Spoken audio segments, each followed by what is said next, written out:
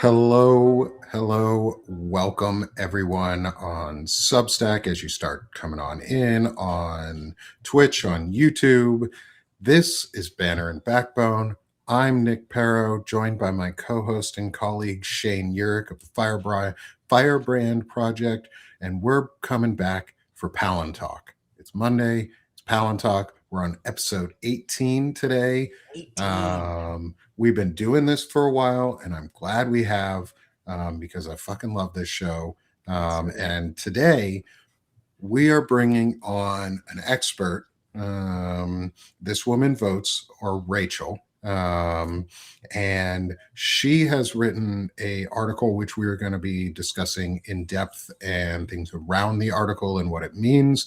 Then we're going to do our normal thing at the end of the hour. We're going to switch over to Space Talk for our half an hour finale. Rachel, you're welcome to stay with us for that. Shane always brings some really cool space information and teaches us something really amazing. Neat.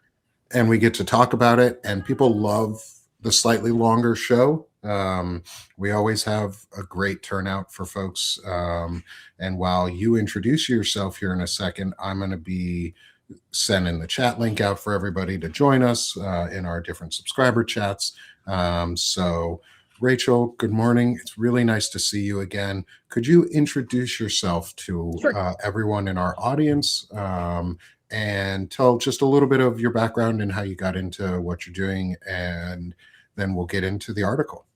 Okay.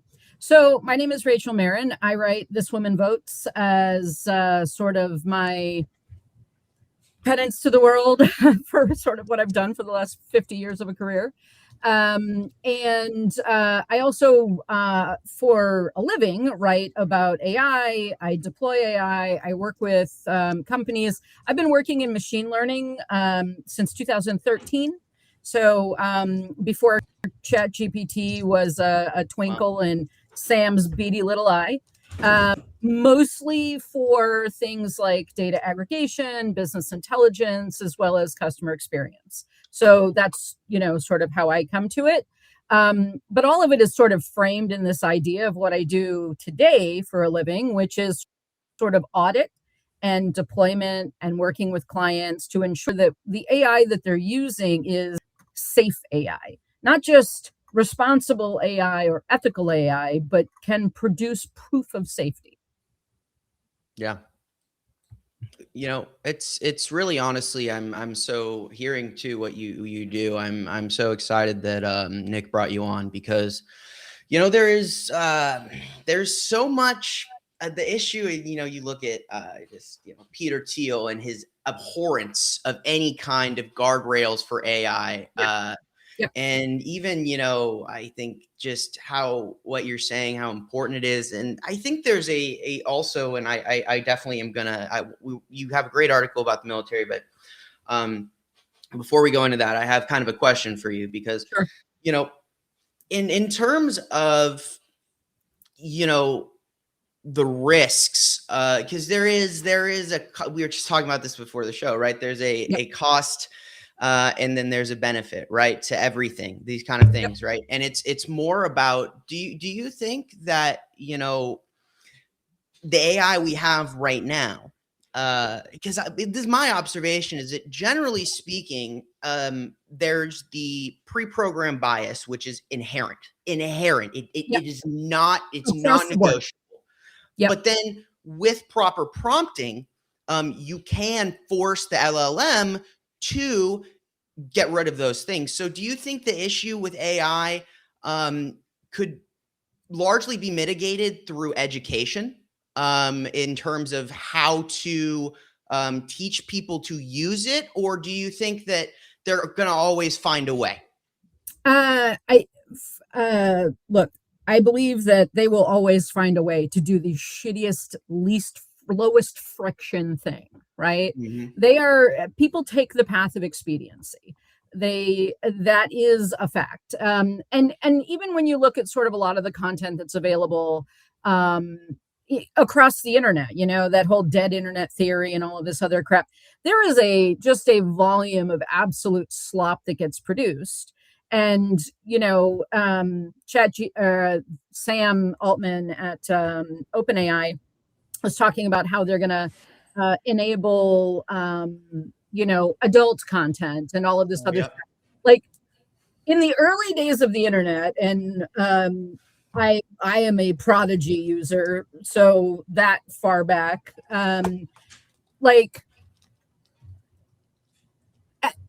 even 30 years ago, I would have told you the only people making that are going to make real money on the internet are people who produce gaming and porn. Gaming and porn is going to be it, right? And now we look at, Sam Altman saying we're going to allow for adult content, which is, if you think that Pornhub has niched down to a level that is somewhat unhinged, just wait till you see the weird ass shit that comes out of adult ChatGPT, because and that's taking CSAM off the table. That's it, like all of that stuff, but like the level of niching that is going to happen, because everybody's got their own little weird proclivity. So to each their own, but truly, like, the porn and gaming is still, in my opinion, what's making the real money, and it's going to make a metric shit ton of money from an AI perspective. And nothing is from a compliance, from an ethics perspective, from a safety or trustable perspective. Those guardrails exist technically, foundationally, but they're easily you can circumnavigate them very, very quickly. There was a study that came out about 2 weeks ago saying that basically they had done this study where if you use poetry in your AI prompting, that it will circumnavigate most of the guardrails. So if you can write an iambic pentameter, I can do that.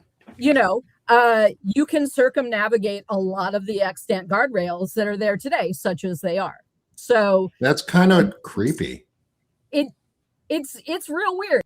It's real weird. And I don't know if you saw the OWL study. Did you hear about the OWL study? So one of the things that happens with LLMs is they've got this trained LLM that's ready to go, and then the next LLM gets sort of trained off the other LLM. So they took this LLM and they created they trained it to love owls. Okay. They just loved owls. This LLM loved owls. And then it asked the LLM to put out a large random numbered set. So just a data set of straight numbers. They take that straight number set, put it into a fresh LLM, and it becomes obsessed with owls. It was just numbers. There is a means of communicating between them within the number set that is not understandable to the people who are training it. And in a world where you don't know why it's doing something, we should really be talking about what that looks like in a production environment, right? I wonder how malicious you could be with that, because my first thought is, what if you'd be like, hey, what if people start turning the LLMs against it, because it's like, if you can get an LLM to tell another LLM to do a certain thing, like, my question remains, it's like, because I do feel like this, and this is what I think about a lot, because, when I look at all of these things, and I look at, you need to trim your nails, girl. When you look at all of these different, models, you look at these people, you look at how they do things, and I've heard this before. It's with the mantra in tech is move fast and break stuff, right? So It's like, if you're constantly moving fast and breaking things, okay, when you break something, it means there's a crack somewhere. And it's like, look, I don't know where the hackers are at. Okay, I'm not a hacker, but like, dude, if I'm a hacker, I would be having a field day right now. Okay, I would be going absolutely ballistic, because if you study these guys, because I like live in their head, and it's like not good for your mental health, but like someone's got to do it, and I'm trying to figure out how to do it. It's really not like we're not screaming into the void, though, Shane. Yes, and it's like, look, like there is a very real. If you look at these people, if you look at how they operate, there's a very real opportunity in that they just don't cover their ass. The back door is always fucking open. They don't even like Yeah. close it. They don't care, because their entire methodology is we have to outrun the people before they catch up, because the masses are dumb, and if they don't see Yeah. the door, we can fuck them over. And maybe this is a good transition into your article, because in that sense. But well, let me pull the article up So- too. We have a QR code before we go please, into go ahead, it. Rachel. Sorry, Rachel. Yeah, go ahead. No. So the things that you touch on are sort of people don't seem to understand how AI works. AI itself as a term, artificial intelligence, is an anthropomorphizing the function of what it actually does, right? Mm-hmm. So when you have this environment where you already have a tool that has been anthropomorphized, that seems real, feels real, that's where the risk lives. Mm-hmm. I have I'm going to start with this prompt before I jump into something. But I have a prompt. What I'm going to do is I'm going to drop it in the chat. If anybody is interested in sort of playing along, do this exercise. Drop it into your chat GPT. Anybody in the chat that's interested in doing this? I'm running this through Gemini 3 right now. Gemini 3 And Pro. I've already run it in ChatGPT. Wait a minute. I'm gonna put a second drop in because it cut the chat is it cut off this last sentence of the prompt. So I'm gonna, don't forget that's the second question, right? So drop that into your whatever you use, right? And what it's going to do is it's going to highlight a couple of things. Yep. And I want you to sort of think about this in terms of emotional fluency. Think about this. So emotional fluency is really where the risk sits, in my opinion, with everything that we're talking about from a military perspective, right? They've given this into the hands of military personnel, and they've basically taken Gemini and they've said we're going to back it up by essentially Google search. So you have an emotionally fluent tool that's going to use Google search, which is a tool that is built for both engagement and sort of stickiness. It's not like built for truth, right? It's built for sales. It's built for it's an advertisement framing platform. information in a certain way, right? So let me ask you this: what was your response? What did it look like from a framing perspective? Why did it frame up what its result was for you? For me or Nick? Both. Okay, Nick, go first.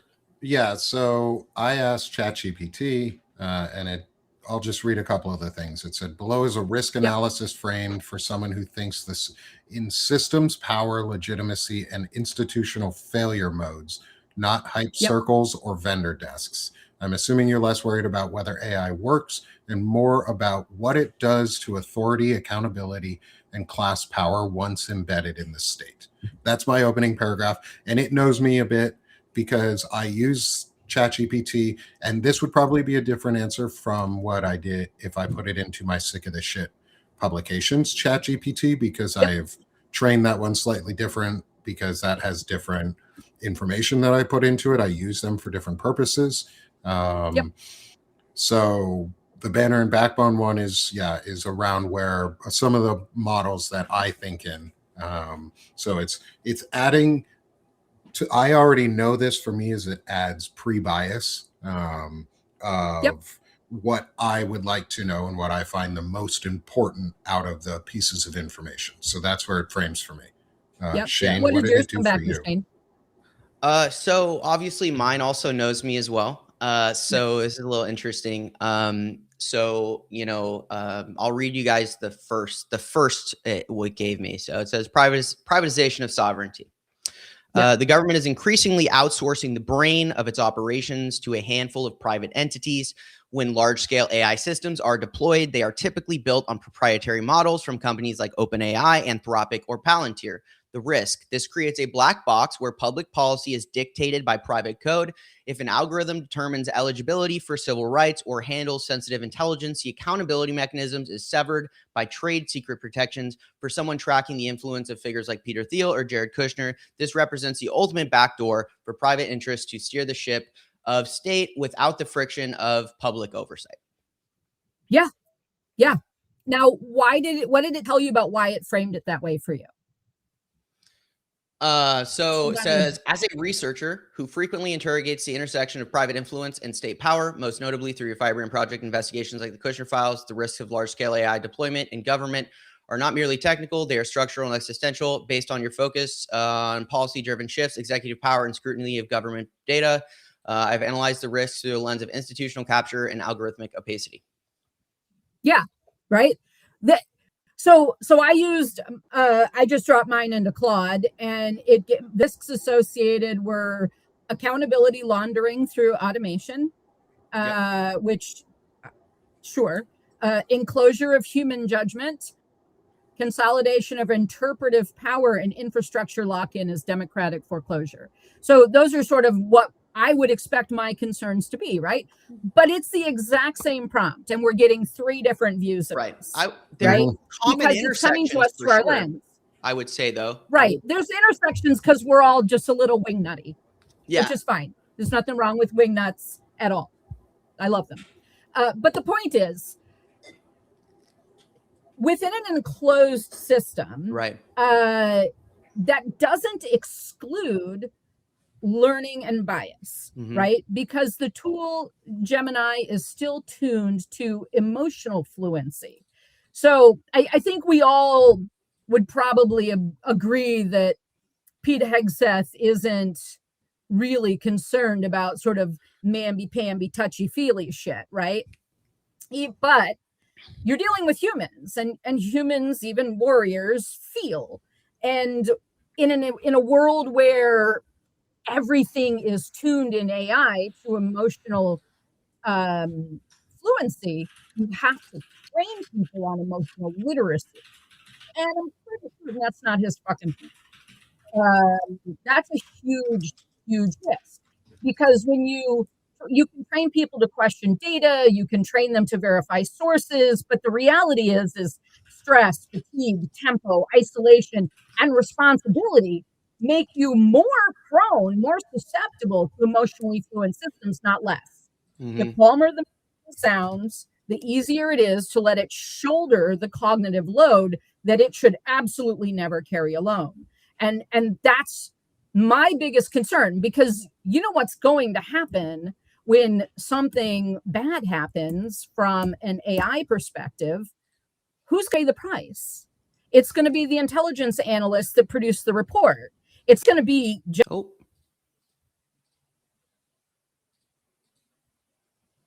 nobody is going to big capital, right? The big money. No, it's me. My internet. Sorry. Okay.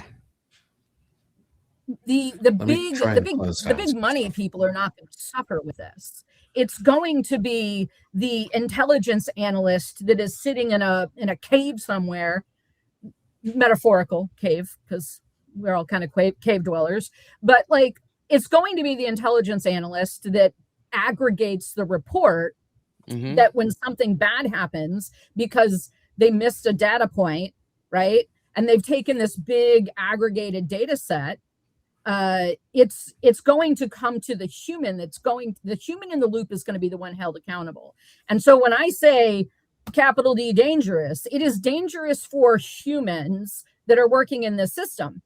Risk within the system that people on an op will have something bad happen, death, right? Because bad is very bad generally in the military.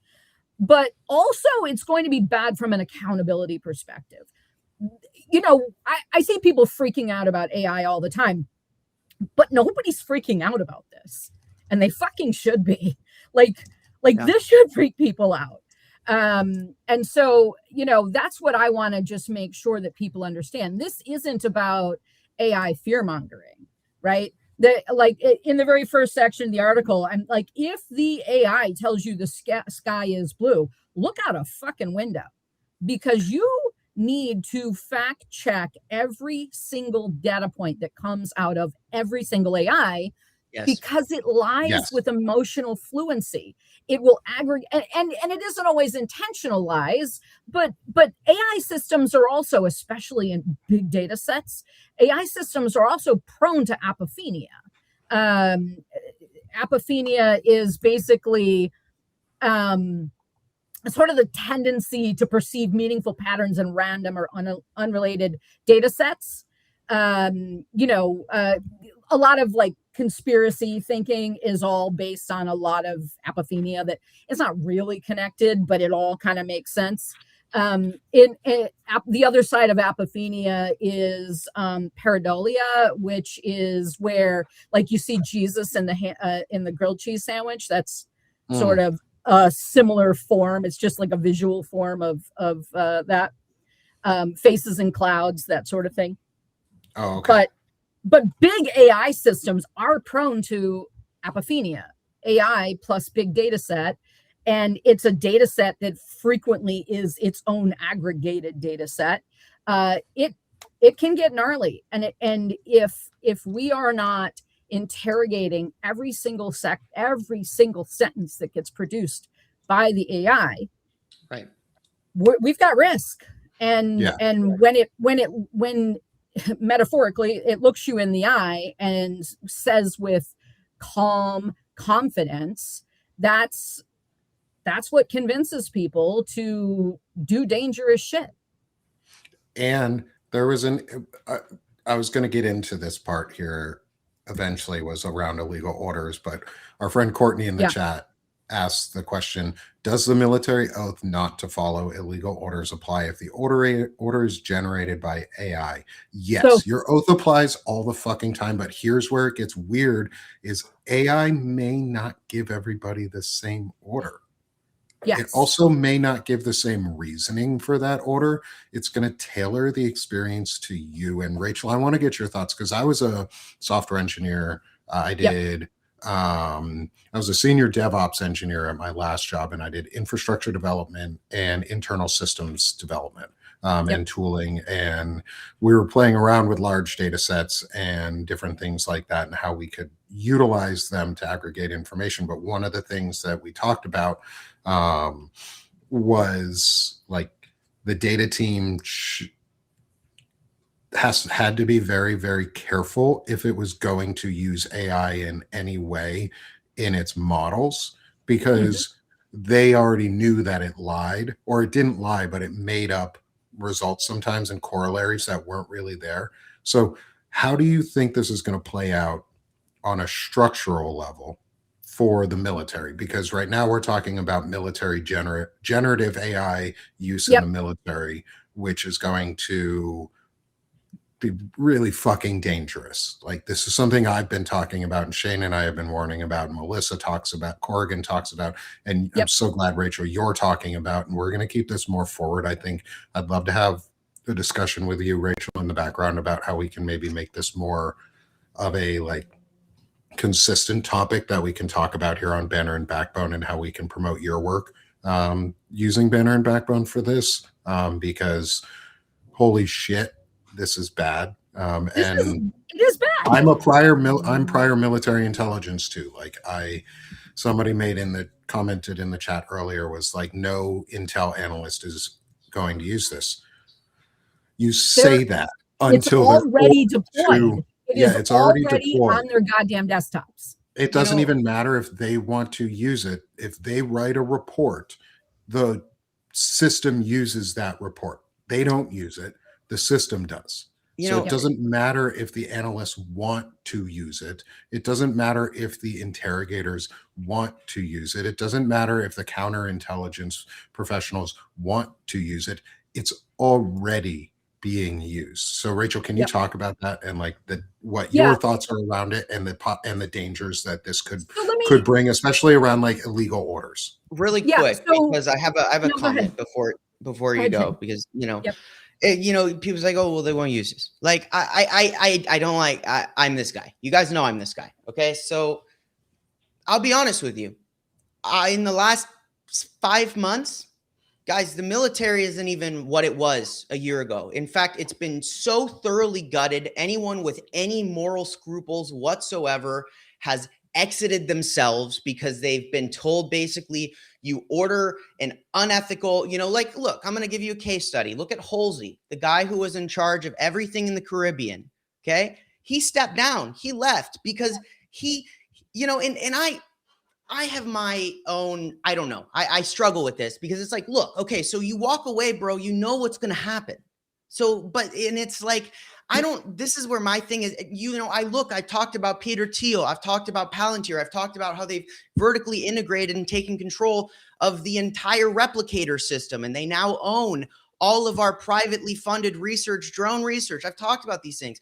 I've also talked about how the NSDA, the USNDA, the U.S. National Drone Association, is fucking made up of all former SOCOM commanders. How our Special Operations Command is basically entirely linked to the Thiel network of people.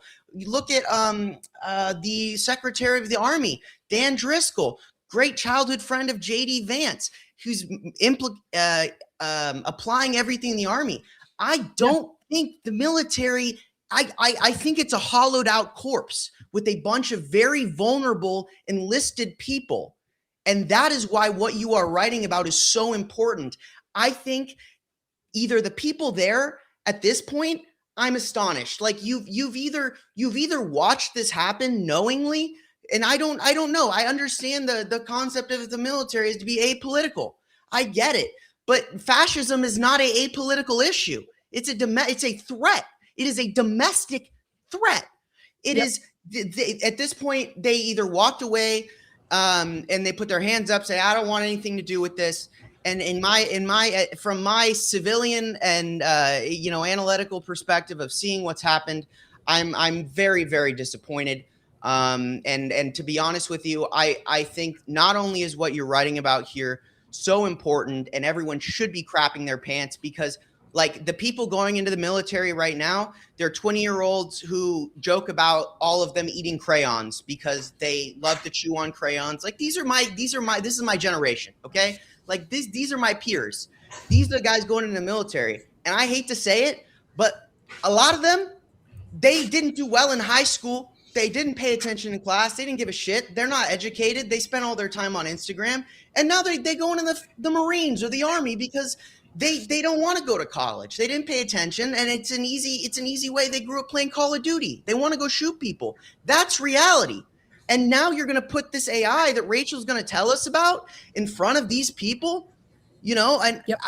I like, I'm sorry, but like, if we're being real honest right now, this is fucking bad news bears. Like this, like full stop. Yeah. So yeah, from both, and bad news bears too. Sorry, Rachel, to butt in real quick. I've talked to somebody who I know is MAGA, who I know has voted for Trump, who I know and is a veteran who has used technology in the military that's very advanced. He knows, and he has said, when it comes to things like this is the step that you cannot cross. You cannot take humans out of the decision-making process and allow just the machine to do it, because the machine has no fucking clue what it's doing. And it's just a tool. Like, so, and Rachel, you are talking about here what they actually did, and I'm going to hand over the floor to you again so we can keep moving into this. So a couple of things. Before we jump into what they're actually doing, let's talk about sort of how it's sold, right? AI systems are always framed as amplification, not replacement, in particular in military installation. AI promises enhanced intelligence, data aggregation, vast chaotic data streams, surfacing patterns faster than humans can manage. And again, right, surfacing patterns that are uninterrogated because you can't expect a human to double check for apophenia when it's just a massive data set, right?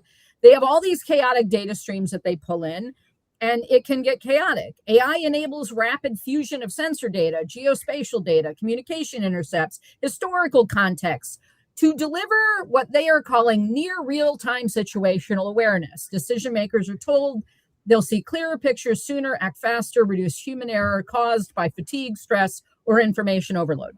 That's the pitch. That's what they're selling, right? The pitch is speed, scale, clarity. AI doesn't get tired. AI doesn't panic. Well, it doesn't fucking panic because it literally doesn't have any skin in the game, right? It allows commanders to focus on judgment rather than data wrangling, while autonomous or semi-autonomous systems handle recon, surveillance, and drone operations. All of this shit should scare you. If you're a commander, it should scare you. If you're the enlisted personnel that are pulling the levers, it should fucking scare you, because they don't hang commanders out to dry. It's the enlisted guy that aggregated, brought in the report, and put it in front of somebody, right? Shit rolls downhill. Yeah. And so I think that's where the risk lives. The risk is this is going to kill people because someone made a bad intel choice and made a bad operational choice based on piss poor intel. That's the kind of the big picture. People are going to die. Small picture is enlisted personnel are going to be held accountable for shit they have no control over. That's a big deal. But let me, my background is not military. My background is data, right? Yeah. But I come from a long line of military. My family has been serving in the military in this country since before this country had a constitution. It's been a long time. And my grandfather was a 3-star general. Like, I know a lot of people in the military. So let's throw out some sort of scenarios. I kind of was thinking through worst case, think through what these scenarios might look like. A confidently wrong brief, right? A staffer asks for a summary of the latest reporting on a region or group. Gen AI returns a clean narrative with supporting links. The staffer forwards it. It looks official. Citations exist, but it's link salad and plausible synthesis, and it creates this false sense of authority. And I think that one single scenario is where you really need to start looking at what authority feels like, right? Because the little exercise that the three of us did with the prompt, right? If the prompt brings back different people, different sets of most important risks, then the authority is emotional, not epistemic, right? These systems are tuned to emotional authority, not epistemic authority. So epistemic authority is anchored in reality, while emotional authority is anchored in compliance and resonance, right? What does it feel like to people? The system doesn't convince you that something is true. It convinces you that you're safe agreeing with it when you sort of think through how AI responds to you in your normal day-to-day interactions with it, right? The risk driver becomes institutions that start losing dissent, right? When people stop questioning it. And that's where the real risk is going to live for people. So the confidently wrong brief, right? The policy laundering machine, and this comes back to illegal orders.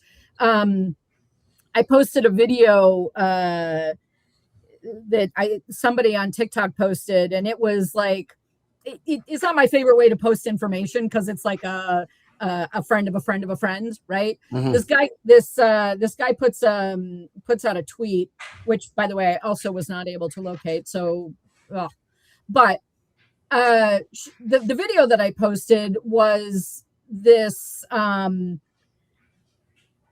A person went in to the genai.mil and they asked the question about what happens if you fire essentially secondary shots at a boat that you've already taken out in the Caribbean.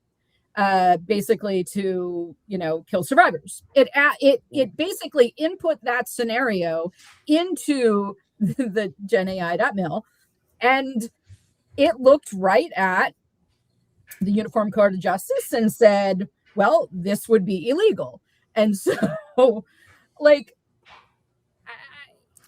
on the upside, it doesn't have anything it will tell you something. If you ask it to do something illegal, it may or may not tell you that something is illegal, but it will likely say, if you do this, it's illegal, if you're asked to do something illegal, unless they take those out of it, because you have no idea what's in there today.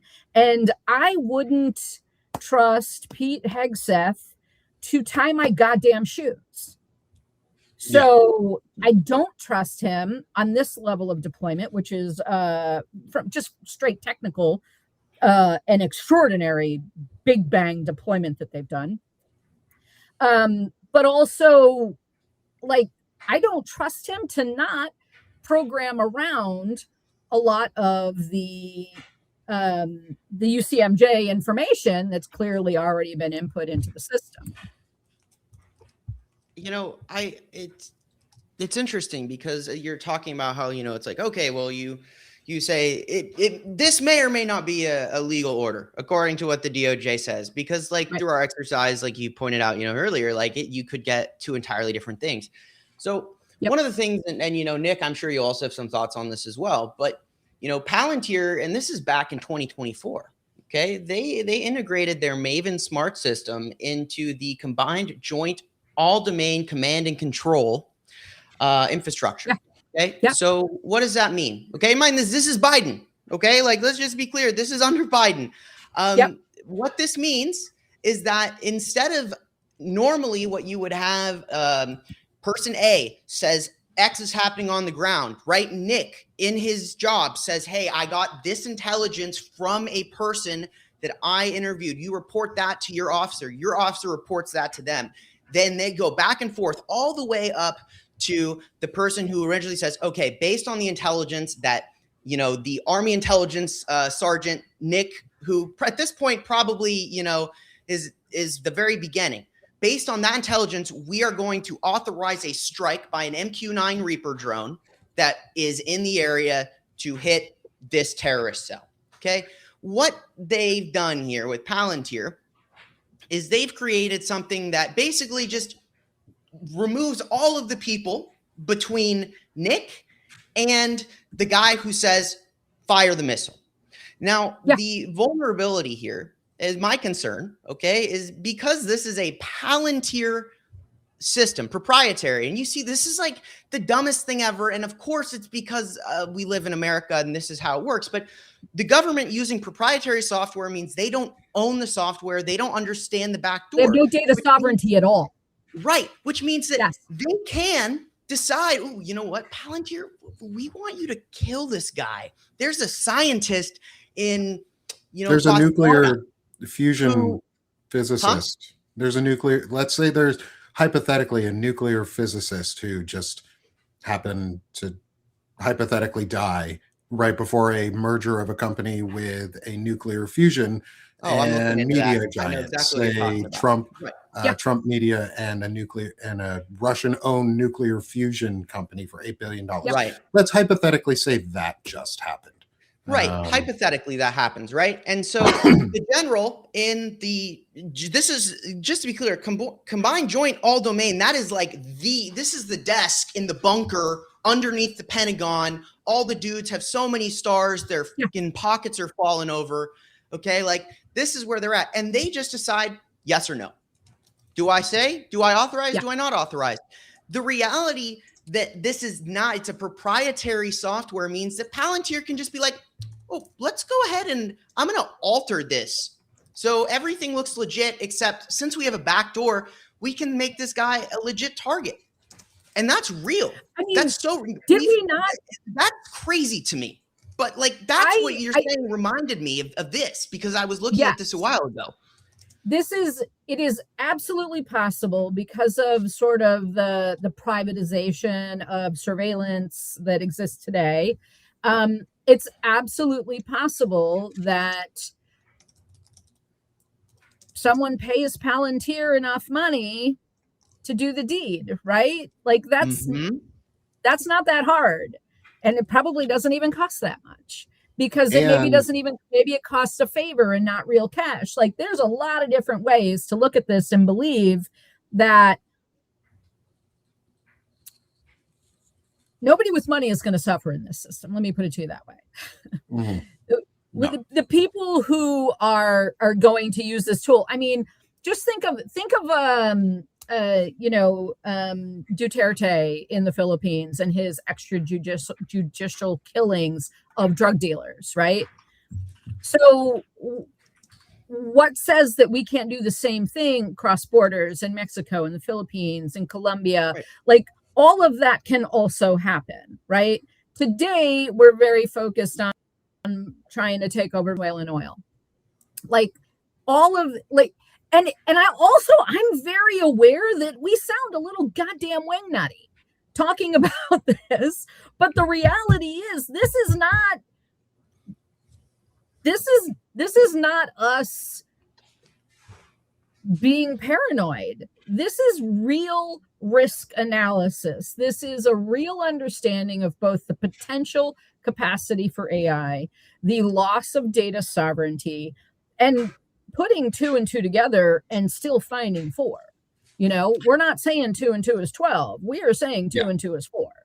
And can you go ahead? Go ahead. No, I was just going to say, in my mind, and I know that we're kind of coming up a little bit toward the top of the hour. I don't want to take up space time. I want you to take up the whole time. Like that's the point. You're good, Rachel. So in my mind, there's some non-negotiables, right? And I put out a lot of stuff, sort of. And I'm not a doomer. I'm not a doom gloomer. Everything I put out has to have prescription, right? It's got to have some sort of prescriptive solution, whether it's, we need to understand how we can action what is happening today, right? And so what we should be insisting on from a legislative perspective is hard boundaries on data. What can be entered, what cannot, enforced technically. Like today, there's, they tell you like, don't put your social security number into the system, right? Okay. But there's other things that you face real risk on, right? Like there is the idea that you can kind of face a classification cliff, right? Where a user pastes harmless context that is actually sensitive when aggregated, or the tool is used in mixed environments where people forget the boundary, right? So all of a sudden you're starting to look at the degradation of the classification of data system. That becomes a significant problem. Humans leak through convenience, spillage, compromise, disciplinary chaos. Leadership bans the tool and then everybody uses it anyways. Like there's all sorts of shit where this goes wrong, and all of that shit becomes a problem. I always say then you've got, so some of the non-negotiables: provenance, UI, within the UI, show where each claim comes from, not just links, but show a level of uncertainty, right? Like every single prompt every single result that the AI produces should have an uncertainty scale. If it isn't transparent about its uncertainty, then you don't have a safe system. No hidden personalizations in official work contexts. So 0 emotional personalization, 0 emotional framing. That should all be pulled out of the system. Red team the prompts. Huge danger zone, because how I write as someone like Shane, your background is science, right? My background is everything. I am just a curious person who I guess you could say my background is science, because I originally went to school for biology, so like human biology, and so like kind of biological systems, human systems. It all ends up being the same thing, right? If you look at it a certain way. But I'm my chaotic. Background is political science, right? Okay. So a political science frame, but I tend to think in frames of thermodynamics and physics.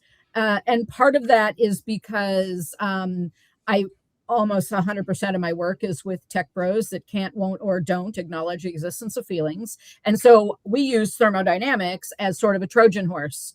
By the time y'all realize that I've been talking about all your emotions under the frame of thermodynamics, it's too late. I'm already embedded, right? So, I think you'll dig this. I think you'll dig this. So this is my lens, okay? This is the ultimate lens, okay? Because I spend so much time, like my basis, okay? The fundamental basis of the Firebrand Project. I started as a polemic essayist. I live in that mentality. It's questions, but here's my hardline lens. Until we realize that people are flawed, and that the problem with society and government is that to inherently trust people to do the right thing is a absolute mistake, and that the guardrails of a system must accommodate for the fact that a human being, regardless of if of 1,000 people, 999 of them have the best intentions, one will seek to dominate, control, and oppress the others, unless you build in guardrails to stop that.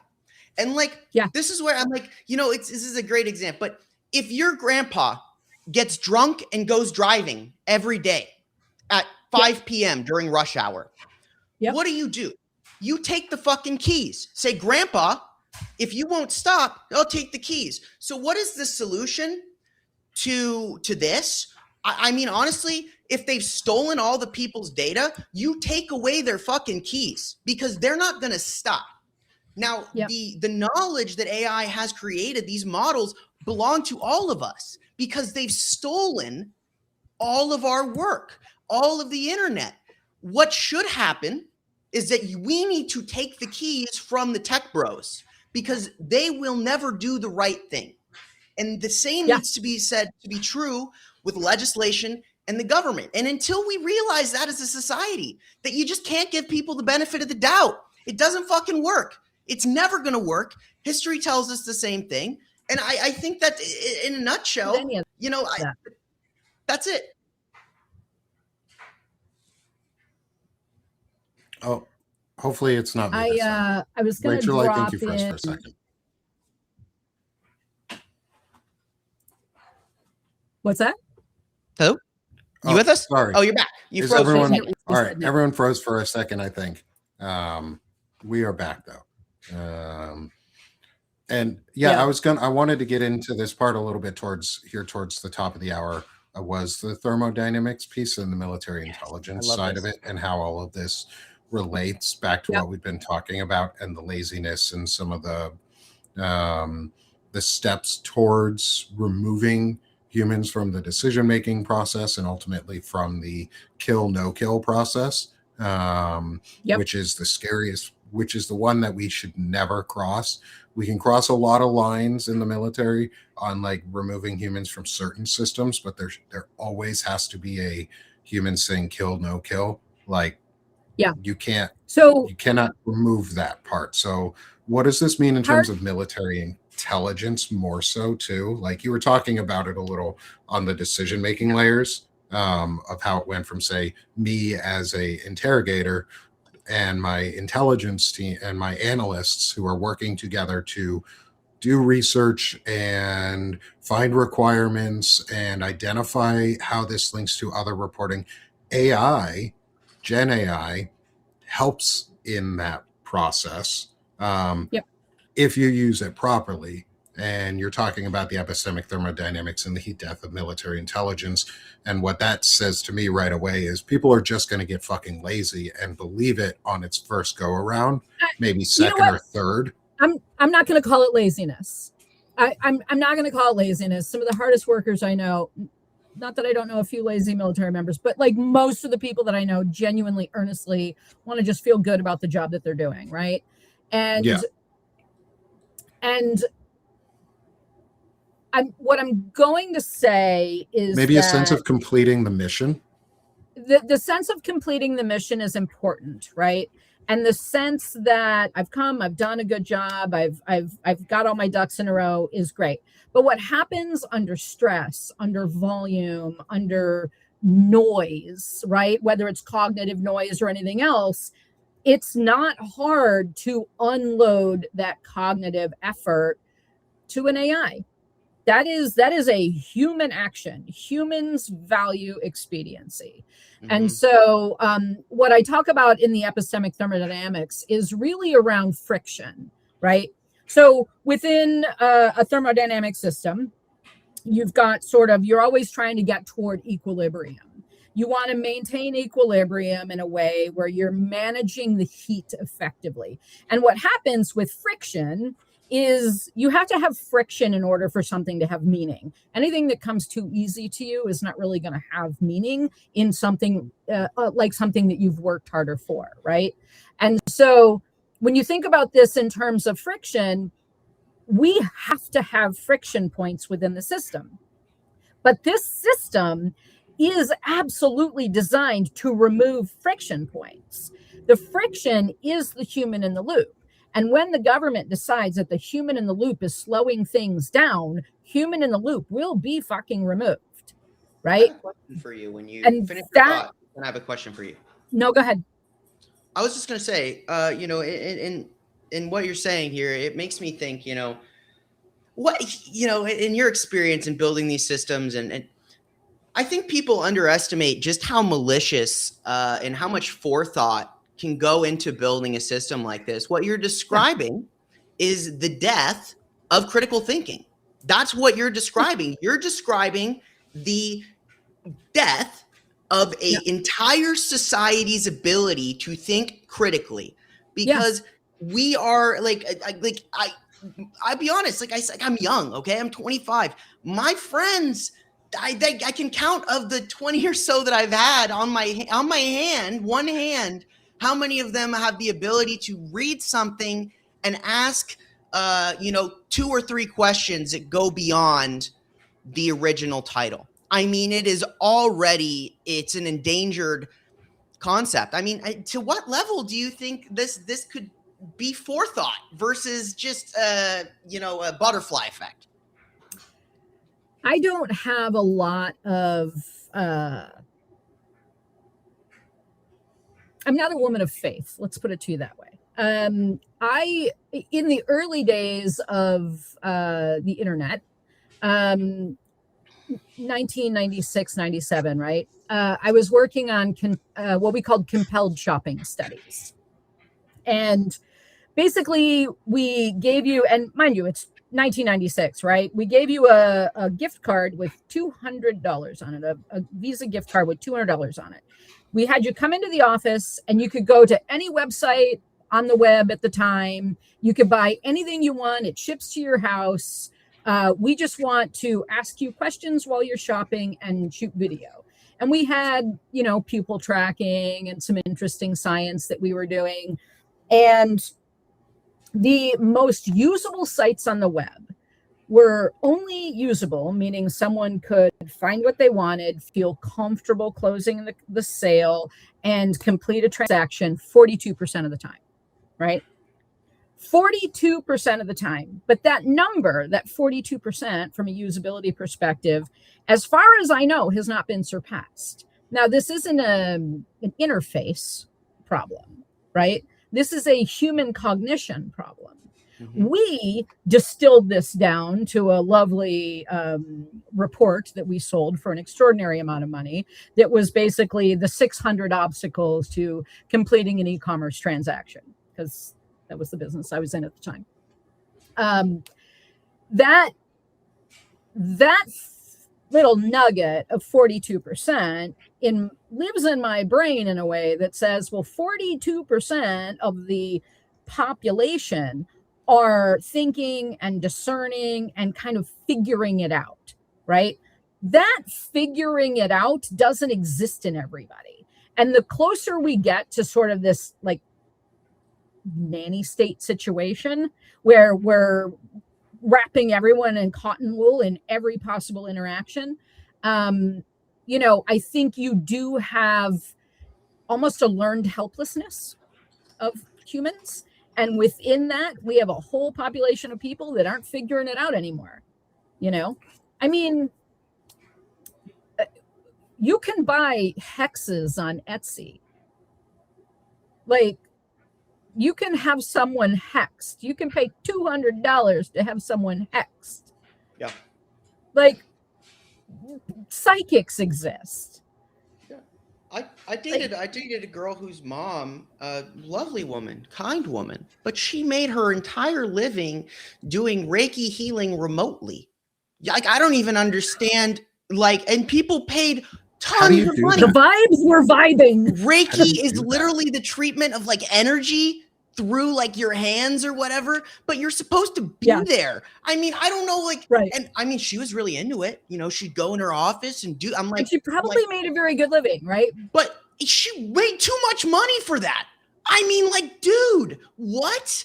Like, but like you said, like, oh, someone will buy a hex, like, oh yeah, can you, I mean, QAnon exists, right? QAnon exists. Yeah. People, and I did a little thing on this last week because I am autistic and ADHD. And ADHD. That's my fiance as well. My fiance is ADHD. So for me, apophenia is something I'm very familiar with. I see fucking patterns everywhere. If you've ever been on a road trip with me, I'm annoying as shit because I don't miss a license plate. I don't and I'm usually driving. Like, so everything that I do, every pattern that clocks with me, I interrogate because I'm also sort of exist in my own head a lot. And so I'm not the norm. No. I'm the weirdo way out on the end of the spectrum there. I mean, I have a tattoo of standard deviation on my arm just to remind myself that I am at least 4 standard deviations from the norm. Like, that's that's real because but not everybody does it, and I think more people need to question what they're seeing. I try to be very gentle when I'm on Substack. I will occasionally see some real conspiracy thinking, and I'm like, look, I hear what you're saying and I understand your frame, but may I suggest this? And I feel a little tiptoey sometimes when I do it because I don't want to say, hey, that's conspiracy theory and you should be interrogating this a little more. Nobody's, but then you also seem like an absolute dickhead, right? I fact check memes, for Christ's sakes. But the act of fact checking in a world of so many fused identities, which is a whole different rabbit hole that you do not want to go into this afternoon or this morning. That is what we need more of. We need more interrogation of information. We have to question things because, and I was having a conversation this weekend because, my partner has a friend who is a conspiracy theorist, and he talks a lot about 9/11 conspiracies and the whole, jet fuel can't melt beams and all of this other stuff. And I was just like, there's so much science available. Like, the entire information system of the world is in your hand, and you could interrogate that information. You could buy jet fuel and set shit on fire fire in your backyard and disprove this if you fucking wanted to. Like, take it to that extreme.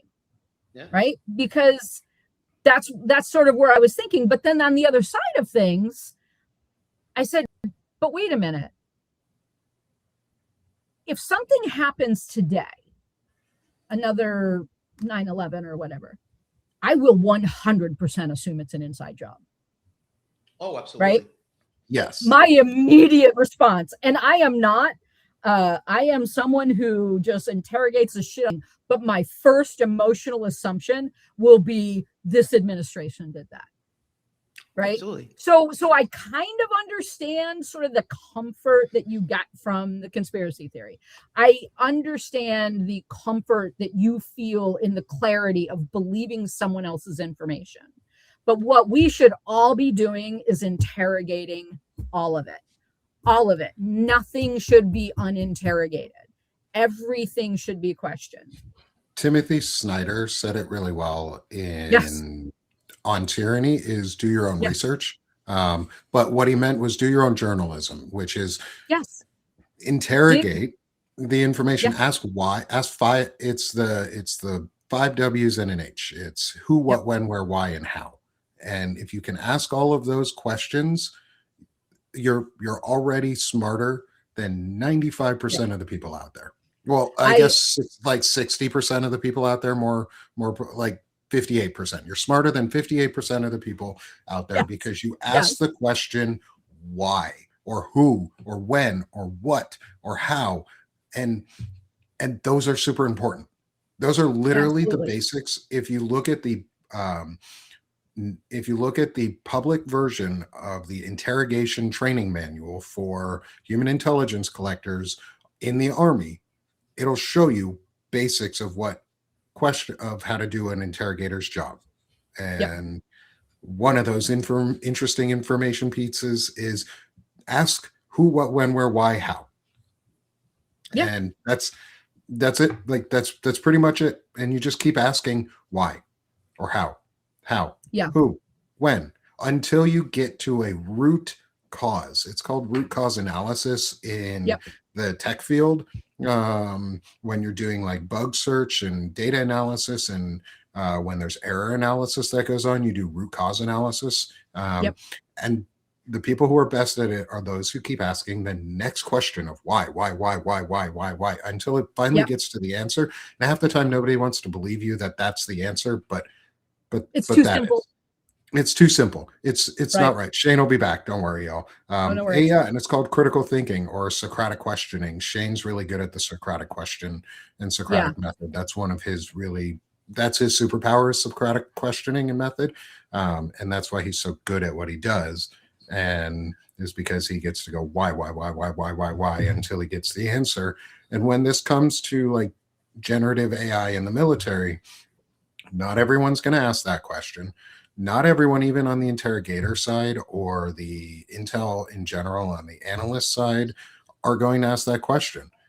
Not because, like you said, not Rachel, not because they're lazy, but because it helps them complete the mission more thoroughly and in their view, maybe even more accurately than they could have done on their own.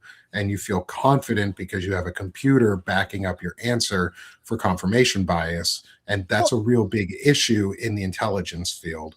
Is confirmation bias. And, like, imagine how it feels to have someone hovering over your shoulder to like, I need that in now, right? And then the AI returns a very confident answer of blah blah blah, whatever it is, right? And you're like, here's your intel. Oh, like, it's the pressure. And I mean, when I think about military, in an operational situation, this is high pressure, high risk. Like it is just primed for bad choices. It's when you're surrounded by cognitive noise, when you're related with pressure systems, right? And all of a sudden you have this interface in front of you that is calling you exactly what you need to hear. I mean,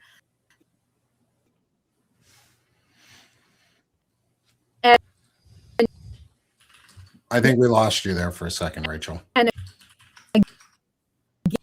again, you add in that level of anthropomorphizing, very familiar because it's fuck you, right? Mirroring back to you your personality. It's mirroring back to you your questions and your thinking and your ideas, and that sort of is easily demonstrated in the first exercise. That mirror, that reflection is very calming, very comforting. And we don't, we don't always question that. We look to that as epistemic authority when it's really emotional resonance. And that is where we all get in trouble. Yeah. And I think with that, that's a great place to end the general conversation today for Palantalk, is have some smart emotional resonance and just learn to ask some simple questions. Who, what, when, where, why, and how. Just ask those in your daily life and you're going to have a great time. You're probably going to feel better for it. And one of those questions that we always like to ask every week is, what the heck is going on in space, with some space talk, as we blast off this planet, away from Peter Thiel, away from the literal golden battleships, apparently, that Trump is announcing, and whatever bullshit. Wait, what the fuck? Okay. Well, I'll look into it and see what's going on with it. There's supposed to be an announcement today from Hegseth and Trump together. It's going to be something stupid. So let's not talk about stupidity on this planet, and blast off from NASA, or with NASA, into space. And first, we're going to rocket ourselves into the solar system like we always do, with our fun background. And no more Palantalk for a minute as we get into space talk. And I'm going to get my screen reshared here to share what Shane has sent to me. Yeah, this one's cool. So you guys, usually, I take you on some majorly existential, galaxy-wide, universe-wide situation. So today I figured we'd stay local. So, that said, we're going real far away from Earth, so don't worry. We're nowhere near Earth. But everyone's familiar in general with the, there was this big scandal back in 2007 when 2006 2007 when suddenly Pluto lost its planetary status. They said, Pluto, you're not a planet, you're a dwarf planet. And we went from a solar system with 9 planets to a solar system with 8. And what I thought was interesting, why I wanted to talk about this today, which is lame, by the way. I'm still pro Pluto. Screw you guys for and I have thoughts about this. I have feelings, and we'll talk about this because I agree. I am also pro Pluto, and I think that decision was BS. So so technically, if you're asking me, we have 10 planets in the solar system, confirmed. So one of the things that I love about this is what you're looking at. It's called Eris. Okay, what is Eris? Well, Eris is the reason that Pluto isn't a planet anymore. And it's not Eris's fault. In fact, I love this story because the origins of Eris, they go all the way back to somewhere very close to me. And it starts here in California, in my neck of the woods, at somewhere called Palomar Observatory. And you've got these 3 guys, Mike Brown, Chad Trujillo, and David Rabinowitz. And this is in 2005.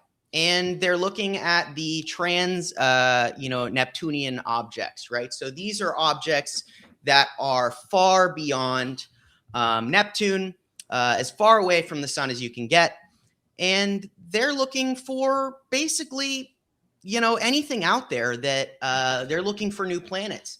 And so if you actually go to this NASA website and you go ahead and scroll down, there's a picture that it's like a little red dot. So go ahead. I will in a second. I just wanted to show this cool screen that I just found of all of this, where we can see the different Planets. Mm-hmm. planets, but we can also see our different probes that Yes. are out in space and their relative positioning to Eris here. So Yep. I just wanted to show that because this is super cool.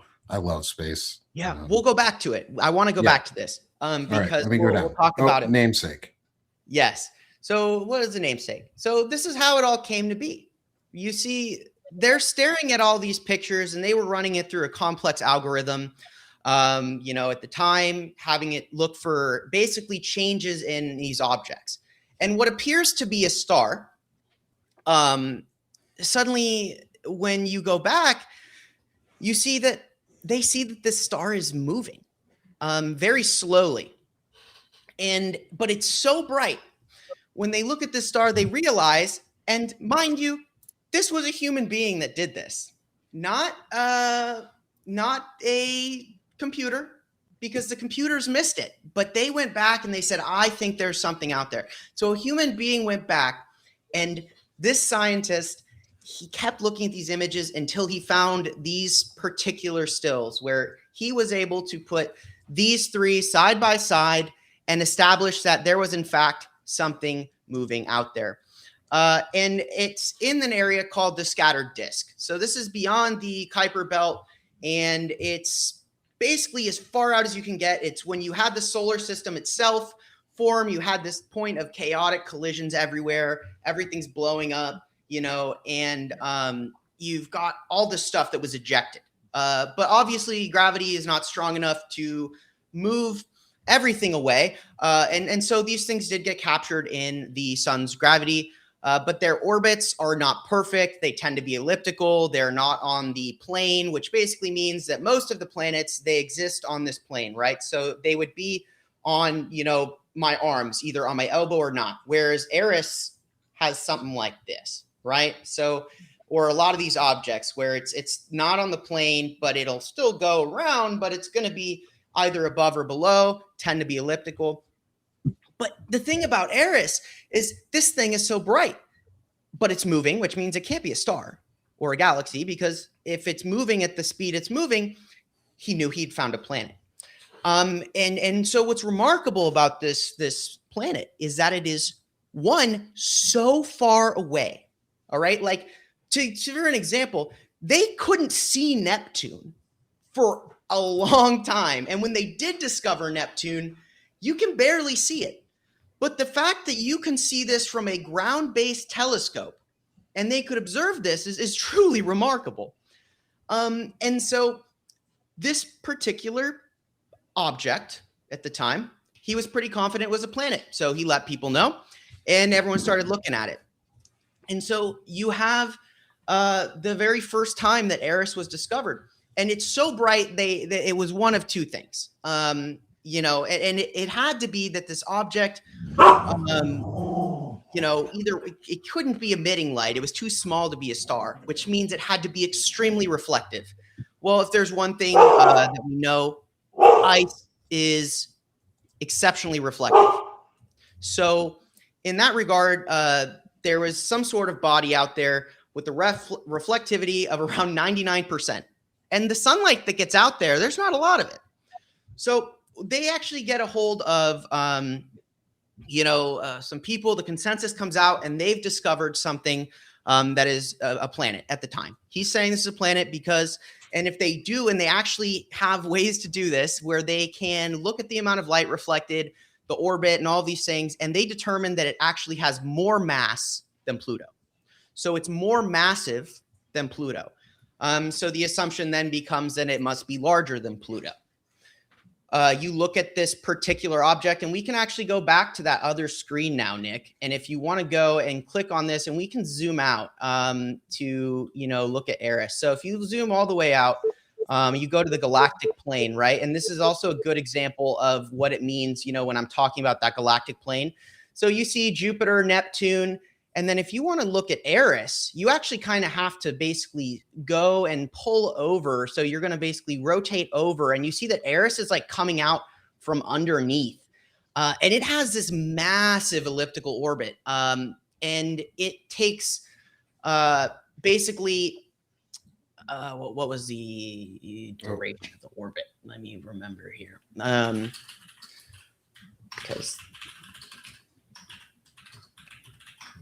So it has this very elliptical orbit. So what 557 years to go around the Earth, around the sun one time. What's remarkable about this orbit is they were actually able to detect the fact that Eris has an atmosphere, very much the same as Pluto. It has an atmosphere, but this atmosphere was, very much the kind of atmosphere you would expect to have from a water-based, very strong water-based planet. A lot of ice. So I believe it was the kind of oxygen, nitrogen. Don't quote me exactly, but it was a very potentially organic friendly makeup. But we just saw all the stuff come out about the meteorite stuff that came back from Bennu and all these things. So that opens up a whole nother line of questioning. But what's even more remarkable is as they study this, they realize that there is some degree of geothermal activity at some point on Eris. We don't know if it's still going on or not. It's obviously farther away than Neptune, but you have all these remarkable things. So after they discover Eris, it basically is like a nuclear bomb in the astronomical community. Because at the time, they say, well, this is a planet. But then it starts this discussion, well, it doesn't act like a planet. It has a orbit that is, very wide. It's an elliptical orbit. It's very far from the sun. It's not on the plane. And it's small because they actually determined with further analysis that they were able to determine that it's actually smaller than Pluto. However, it is much denser, which means that it has a higher gravity. It's got more gravity. And it actually has a moon that is tidally locked, just like Pluto. So they're arguing basically that since they have this huge argument, this huge debate, and eventually it comes down to this planetary convention, and the discussion basically goes, well, a planet has to have control over its own, sphere of gravity. It has to have cleared its spatial backyard. It has to, orbit a sun, and it has to have basically I'm like looking at it and I'm like, okay, so, let me get the exact definition they use. So as they're looking at this, they're debating, they're arguing, they're saying, well, this can't be a planet. Yes, it is a planet. I don't want to hear it. I want to be right. You want to be wrong. So their definition of a planet after the assembly was as follows. It must be in orbit around the sun. It must be in a hydrostatic equilibrium, meaning it has sufficient mass for its own gravity to pull it into a nearly round shape.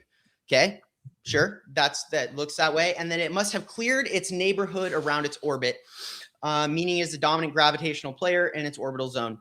So basically, because of the elliptical orbit, I guess they're saying that it doesn't have a perfect orbit, which means it's being pushed around by Neptune or whatever. So they're saying, well, it can't be. Well, ultimately, because they had to rule Eris out as a planet, and it's bigger than Pluto, and it also has a moon, it demoted Pluto, and Pluto became a dwarf planet. So here's where I think, one, turns out this vote was at the end of like a 3-day convention, and everyone had left, and it was like just like a show of hands kind of a deal. To decide whether or not this new definition, which would have, booted out Pluto and Eris, was valid or not. And it literally was like the most, there was only a third of the people there, not even. So they ended up voting unanimously based on popular vote or whatever, show of hands, didn't even count it. And that was the end of Pluto and Eris. And they named it Eris because Eris is the sower of discord in Greek mythology. And it was because of Eris that the planetary, astronomy community was thrown into entire disarray. Now, here's my take on this. Two things I think are really cool about Eris. One, the fact that Eris is as reflective as it is, meaning that you can see it with a pretty standard telescope. The other thing I think is really cool about Eris is its atmosphere in particular. When you have an elliptical orbit, at one point you're very close to the sun. At another point, you're very far from the sun. So at the point at which you have Eris as far away from the sun as possible, you actually have a situation where its atmosphere will basically solidify. It's not sublimation, but it'll basically turn from a gas into a solid and fall to the planet like a rain. And then once it gets closer to the sun, it will actually then sublimate, which means just turn from a solid into a gas and basically reconstitute its atmosphere. And the other thing and I said this, is the fact that it has this moon that's tidally locked as well. It's a real, moon. And it could have been a lot of things, right? Eris could have been bigger at some point. And Eris is very bright. It's very icy. The moon is very dark. It's dark, solid rock. So the theory goes that there was some sort of collision with Eris, and what the moon is the actual rocky core of what Eris is inside, which would make sense because it is as dense as it is. Now, here's my argument, and I'm curious to hear what you guys think. One, I don't think that vote should stand at all. If everyone wasn't there and it was just 40, 50 people who decided to strip away Pluto's planetary status, that's one thing. I also think this is an entirely antiquated argument. Who's to say that a planet, one, it orbits the sun? We know exoplanets exist. So does that mean exoplanets aren't planets? Do we have to get rid of exoplanets? Do you need to have a sun? Also, Eris has a moon. How could you argue that it doesn't control its local orbit? Just because it is not a perfectly circular orbit around the sun should not disqualify the Eris from being a planet. And like the same goes for Pluto.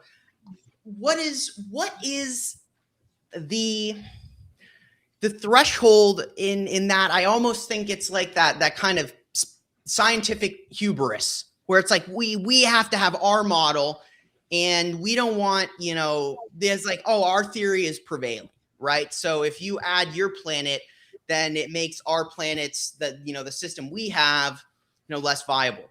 And so, you know what, I like Eris because I think it's kind of one of those things where, one, we don't really talk about it, but it's like really something like I would love to know. We don't have any real pictures of Eris because it's farther away than Neptune, but there's so much. It also, for me, the last thought I'll give you with this is that, thank you, Carl. The last thought I will give you with this is that if Eris is out there, what else is out there? Because the only reason we see Eris is because it is as bright as it is, because it has 99% reflectivity. How many other things are out there, just like Eris, that are farther away, that are on wildly elliptical orbits, that are so far away from the sun and the light right now, that are, potentially going on an orbit like this? We just don't know. It just goes to show we know nothing about our galaxy, and we know very little about our solar system. And that's what I think is remarkable about Eris, is we've spent so much time in Space Talk recently on these big, universal existential things. And I wanted us to come back to something that is just as remarkable and exciting that's here at home in our solar system. So Pluto is mad that it's lost its status, right? Absolutely. That's got to be a real bummer for a planet. It's just up there, round, loyal, minding its own orbital business. Yeah. And Eris shows up, all main character, shiny energy. I don't know. I think we give Pluto planet status back first, and then Eris can have its time. I'm Team Pluto. I'm I team think they both I'm team deserve it. Pluto too. They both I'm deserve it. both. I'm both, but like let's give Pluto back first because it deserves it. We downgraded it. Like It we made deserves it it. lesser. 76 years of planetary status, and then they just rip the rug out. What bullshit. Yeah. It's so arbitrary. Yeah. It's Bullshit. honestly, Bring back Pluto. We should have multiple planets come on in. Like let's invite planets in. We want a bigger solar system because the A bigger more our sphere of inclusive solar system. yeah, the bigger our sphere of influence on this solar system, the better. As long as it's not Well, it's Peter just more Thiel. places for the As long as it's billionaires not to Peter Thiel. colonize. Yeah. And who knows? All these new planets that we're calling dwarf planets or not even calling planets, they might have the keys to life that we are missing right now and seeing it on other planets and other places. And we already know we can see it in other places because we've seen it on Mars or the remnants of it on Mars. And maybe these are what we need. So let's not be planetists where we're prejudiced against certain planets because they're slightly smaller than others. That's some bullshit. I think that was the equivalent of all Size doesn't planets matter in the planet. Yeah, size doesn't matter. It's the motion of the rotation. That's right. So I mean, it's orbiting. It orbits the sun. So and it's planet shaped and it has its own freaking moon. Like That's what I'm saying. It's got its own moon that's tidal locked. Like that's like us. What are we? Earth exceptionalists? Yeah, bullshit. That's what I'm saying. All Pluto planets has a are moon. created equal. Eris has a moon. Eris has like we got a moon. We actually have two moons. Nobody ever talks about our second moon because it's in a weird orbit that's like really far and elliptical and not quite captured, but we do have a moon. We do have two moons for Earth. What? You didn't know that, Shane? You should look that up. You should look that up. Luna has a partner. It's just a very weird orbit. And so yeah, we should talk about that next Palantalk is the second moon, Earth's second moon.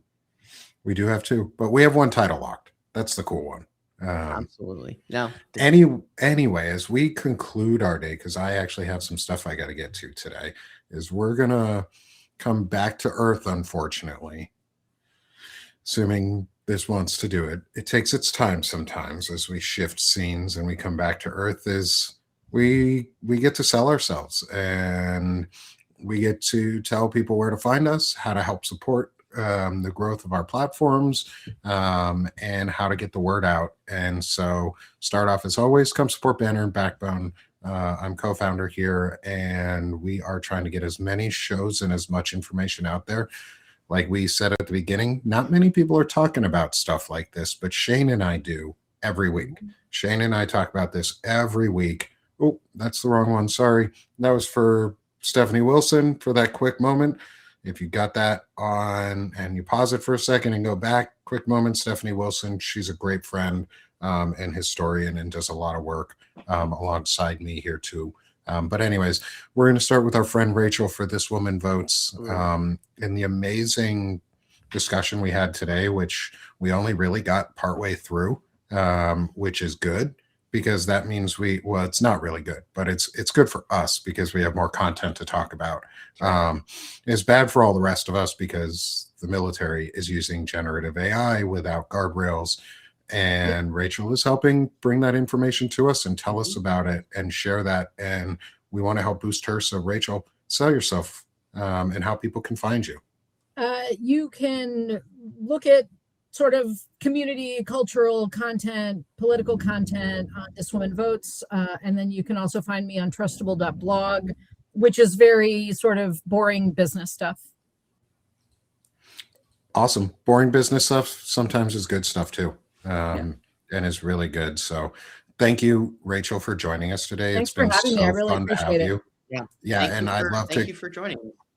I'd love to keep talking to you more about how we can keep this subject specifically, maybe not Gen AI just in the military, but Gen AI in across general, the board. more Yeah. across the board, more in the news and more. Yeah, I think if visible. more people understood sort of how to use Gen AI to do things like OSINT and how, you know, how you can use it effectively for data aggregation without getting in too much trouble, that would be a great show. Awesome. I'd love to talk more about that and how we can, because Absolutely. learning how to use the tools appropriately Yep. and how to use them to go on offensive too and fight back against the system as it's trying to repress you is really, really powerful. So fight it from the inside. Yep. So help support Rachel and This Woman Votes because she's freaking awesome. Thanks, And she guys. deserves it. And then my co-host, Shane, sell yourself, my brother. How does everybody find the Firebrand Project and all the work you do? Because you do some amazing work. Yeah, for sure. Basically easiest thing to do. You type this Firebrand Project into Google search because we're top of SEO. Kind of cool. I don't know what I did, but that works. But you want to come and follow me if you're here. Hit that subscribe thing in the top left-hand corner. Click on that. Subscribe. I do a lot of stuff. I'm trying to figure it out right now. We're trying to make it work. But one thing I definitely do every day, Monday through Friday, Firebrand Report, geopolitical analysis, real time, real events, taking what matters and putting together the mosaic that is the clusterfuck of reality because it matters. Context matters. And to understand what's happening here at home, we need to understand what's going on abroad. Because when you are looking at this, like one of my focuses is supply chain, understanding what it takes for a techno-fascist regime or a military superpower to do what it does, and whether that's sustainable or not, looking at global conflicts, all these things. That's my passion. The other thing I really like to do is investigative journalism. If you haven't read the Kushner Files, go check them out. I've got 2 out. I'm working on the 3rd one. Deep dive into Jared Kushner, everything he's doing. And trust me when I say he is still doing it right now. And understanding what Jared Kushner does, how he does it, is very important. So I hope you guys come join me, check out the Firebrand Project, and support what I do. Because it's one of the things I do with Palantalk every day, with every Monday with Nick. That's just the tip of the iceberg. It's about asking these questions. And most importantly, it's about creating a community of firebrands, people who ask the questions, speak out against the system, and aren't afraid to say what, the truth is, to be wingnuts. Because you know what? The reality is the wingnuts are the people who are seeing clearly. So it's up to the wingnuts to hold the torch, be a firebrand, and say, you know what? This is real. And that's what we're about. It's not about me. It's about me giving you guys the information to take that forward and do what you are all willing to do if you're here, which is to take this conversation and take it to your dinner table, take it to, the coffee shop, the school, the community center, the church, wherever you go. And you got to keep having this conversation because that's how we win. Exactly. And be a firebrand means lead the way, pick up the torch, join Shane. He's doing incredible work. Incredible investigative work, and help support him so he can build tools, hire a research team, eventually do all of the amazing things that he needs so that he doesn't get overloaded and burnt out. And if you want to chill out and not get burned out sometimes, come join me on Sick of the Shit Publications, where we do some more of the culture side, mental health, well-being, mindfulness, manhood stuff on the other side for a new manosphere that doesn't suck.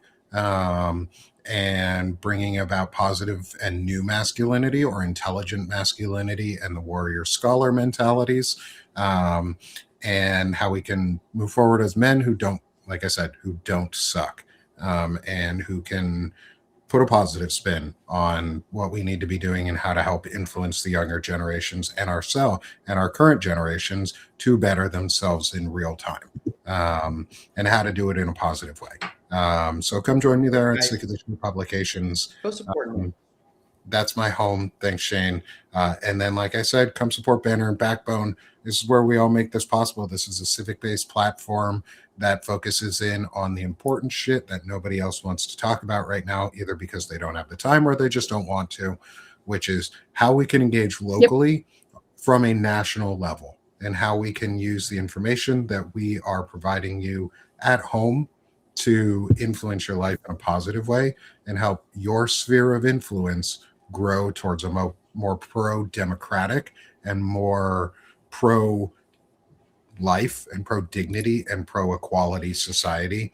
Like I said on the Manosphere, that doesn't suck. So come join Banner and Backbone, where civic action is free entry point, and you can join us forever and get great content like Shane, and now hopefully some more content with Rachel as we try and get more of this Gen AI stuff out there and good use practices and how to work from the inside to make a better system. So thank you, everyone. Merry Christmas. Happy end of Hanukkah. Happy Kwanzaa. Happy New Year. Happy every holiday. Happy solstice. Give my love out to everybody because mine will do it. Like Shane. Mine does nothing. Thank you, everyone, so much for being with us. Rachel, thanks so much for your time today. It's been so much fun. We'll see y'all again next week. Maybe we'll see what happens.